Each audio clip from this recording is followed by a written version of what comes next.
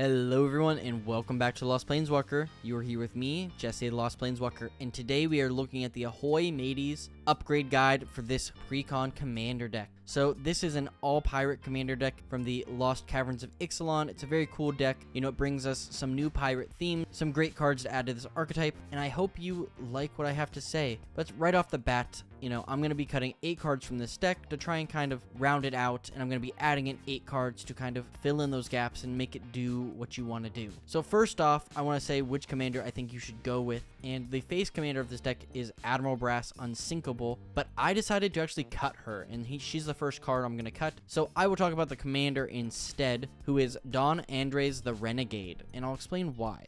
So, Don Andres the Renegade is 1 blue, black, red, legendary creature, vampire, pirate. Each creature you control, but don't own, gets +2/+2, has menace and death touch, and is a pirate in addition to its other types. Whenever you cast a non-creature spell you don't own, create 2-tap treasure token. So right off the bat, you can see we get some really good benefits here by giving each creature we control but don't own a buff, menace, and death touch, and turn it into a pirate. So all of our other pirates that care about us having a certain number, or, you know, whenever another pirate enters, those are all going to trigger off this. And then obviously when we cast our opponent's stuff, we make treasure, not just 1 but 2. So for only 4 mana, I think that that's pretty strong and really powerful. So I kind of wanted to build around that effect, and I added in some cards, and you could really make an argument where you could remove a ton of cards from this deck and kind of turn it into a Dimir or Rakdos, you know, steal your stuff deck. But I wanted to keep it kind of together because this was an actually really solid deck, and I probably went through this 10, 11, 12 times trying to figure out what cards I was going to cut until I kind of found those. So starting off, we have Admiral Brass Unsinkable, which is our commander that we're cutting, and she is 2 blue, black, red, legendary creature, human, pirate. When Admiral Brass Unsinkable enters the battlefield, mill 4 card. Okay, cool. At the beginning of combat on your turn, you may return target pirate card from your graveyard to the battlefield with a finality counter on it. It is base power and toughness 4/4, and it gains haste until end of turn. So finality counters are new, and it basically just means that if it would die in any way, you know, it gets exiled instead, which is a kind of an effect we've seen before, but they finally decided to call it a finality counter, which I'm glad, because it kind of makes all of those long text boxes pretty easy when you can just say it has a finality counter. But the way that this commander works is it wants you to put pirates into the graveyard, and then from there you're able to get them out for free, making them 4/4s, which is pretty decent because there's a lot of pirates that are a lot weaker but their abilities are good, so you add them. But my issue with this, and the reason I decided to cut it and kind of move away from this, is that the way that the deck was set up was really not based around mill. There's not that many cards that put stuff in the graveyard or mill yourself. So unless your pirates are dying every turn and you're getting them back, you know, you can't get them back again because of the finality counter. So you can't just use them to chump. You know, you kind of have to protect the ones that have finality on them or they're gone forever. But it is a cool way to kind of get back pirates for free. And if that's what you want to do, go ahead, but this deck was not built around that in the slightest, and I'm kind of confused on why they decided to make her the commander of this deck, whereas Don Andres just works so much better based on the cards that are already included. So next up, I think this is a new pirate. It's honestly very cool, but I think it's just too big of a threat and people are going to remove it as soon as it enters. It's Angrath's Marauders. It's 5 red creature, human, pirate with, if a source you control would deal damage to a permanent or player, it deals double that damage to that permanent or player instead. Now, I love damage doubling effects. I think this is a great card, and if you have Admiral Brass out, I think that this is the card to use it on, because you can get this back, you can cheat it out for free basically, deal a ton of damage, and then, you know, it doesn't matter if it dies because you got to get value out of it. But I think with Don Andreas, it's really not that great, and the reason it's not that great is because it's gonna have to sit around for a turn before you can attack with it, even though you're probably gonna attack as soon as you play it. But it's a great counter target, it's a great kill spell target, so I really don't think that this is gonna be sticking around, and it could ruin your whole game plan if it's removed at instant speed and you're attacking and then all your stuff just gets destroyed. So I decided to remove it. Another card we have is Captain Lannery Storm. Sorry, I just don't think it's that good in this deck, but she is 2 or red, legendary creature, human, pirate with haste. Whenever she attacks, you create a treasure token, and then whenever you sack a treasure, she gets +1/+0 until end of turn. So it's not a terrible card. On turn 3 or maybe a turn before, you can cast her with haste, haste,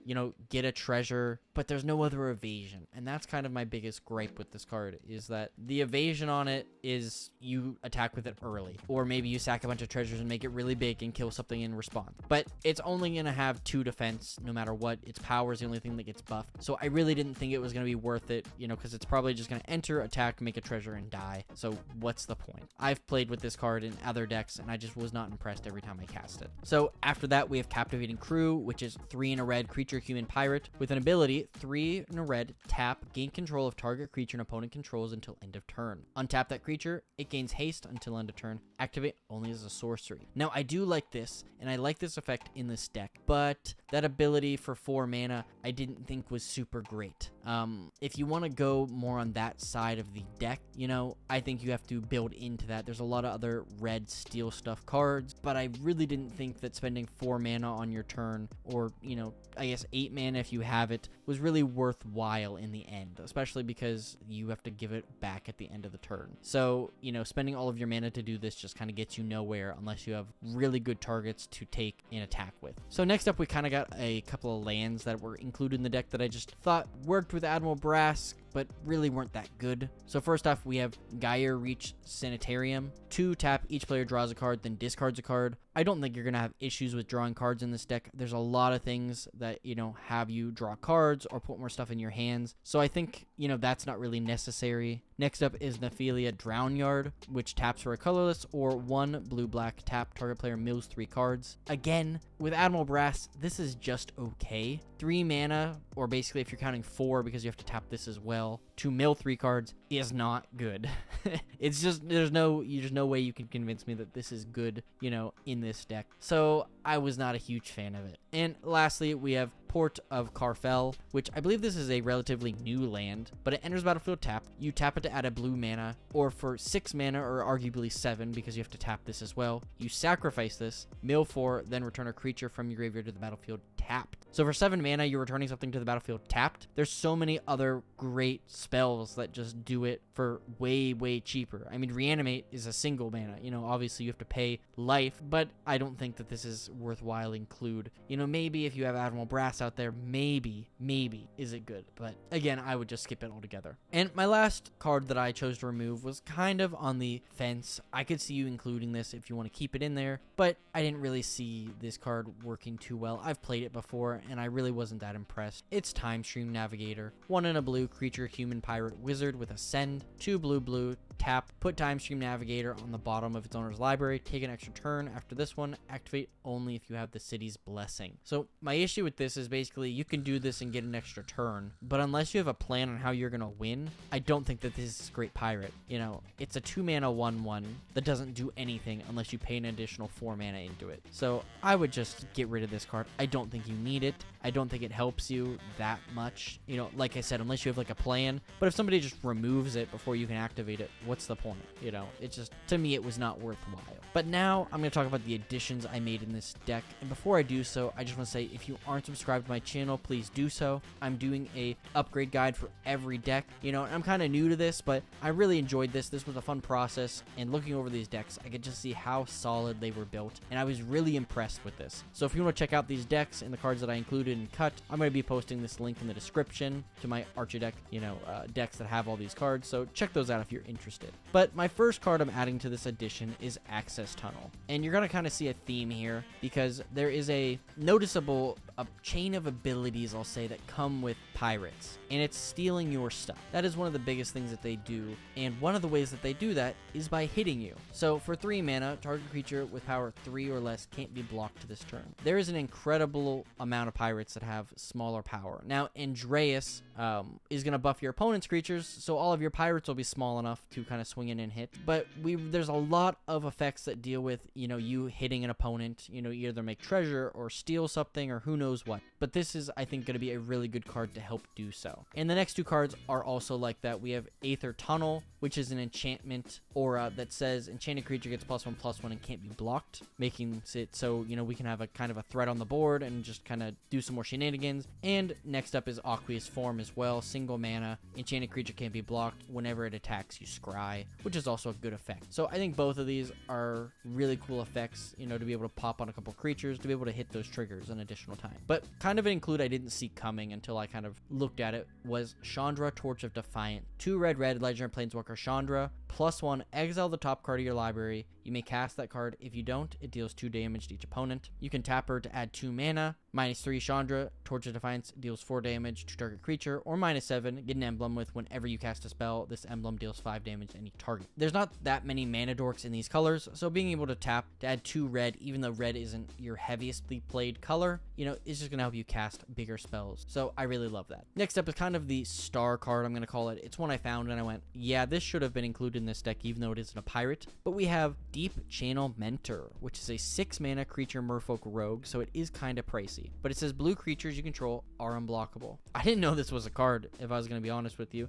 and I think there's a lot of blue decks that can benefit from this. Now, it is quite expensive just to give everything unblockable, but if the result of you giving everything unblockable is they can't block and you can kill an opponent, this is probably worthwhile. You know, the fact that this sticks around on the board too is very, very cool, so I very much enjoyed that. So kind of playing into our commander's abilities, which if you really want to build a deck around him about stealing stuff, I think that's an entirely different deck, but I did throw in a couple cards here that you'll see that I think work very well. And the first one is Fallen Shinobi, 3 blue black creature zombie ninja with ninjutsu for 2 blue black. Whenever Fallen Shinobi deals combat damage to a player, that player exiles the top 2 cards of their library. Until end of turn, you may play those cards without paying their mana cost. So we can make some treasure off of casting stuff, in addition to maybe hitting some cool targets with Fallen Shinobi. And on a similar track, we have Gonti, Lord of Luxury, 2 black legendary creature, Aetherborn rogue with Death Touch. When Gonti, Lord of Luxury, enters the battlefield, look at the top 4 cards of target opponent's library, exile one of them face down, and put the rest on the bottom of your library in a random order. You may cast the card for as long as it remains exiled, and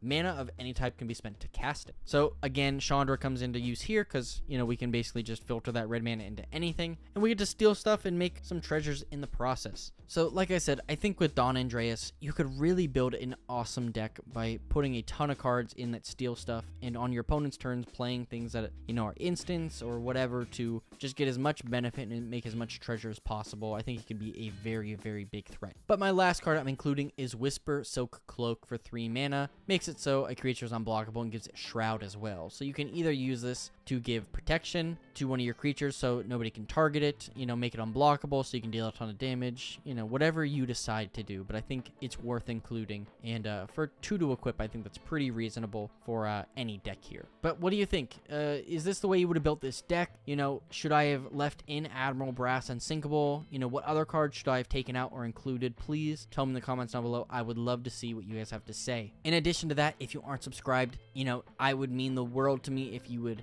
do so. You know, I'm going to be putting up 2 more of these videos, and I already have this one and a first one up, so check out those as well. And if you want to help me out another way, please consider leaving a like and sharing this with a friend. Maybe you have someone who bought this deck and you want to have them upgrade it or not. You know, I'm going to be sending this to my friend for him to watch because I know he bought this deck, and maybe this will give him some ideas. So thank you, thank you, thank you. And today's Scryfall card of the day is Tiana, Ship's Caretaker. Nothing is too broken to mend. Thank you so much for watching, and as always, I'll see you later, Planeswalkers.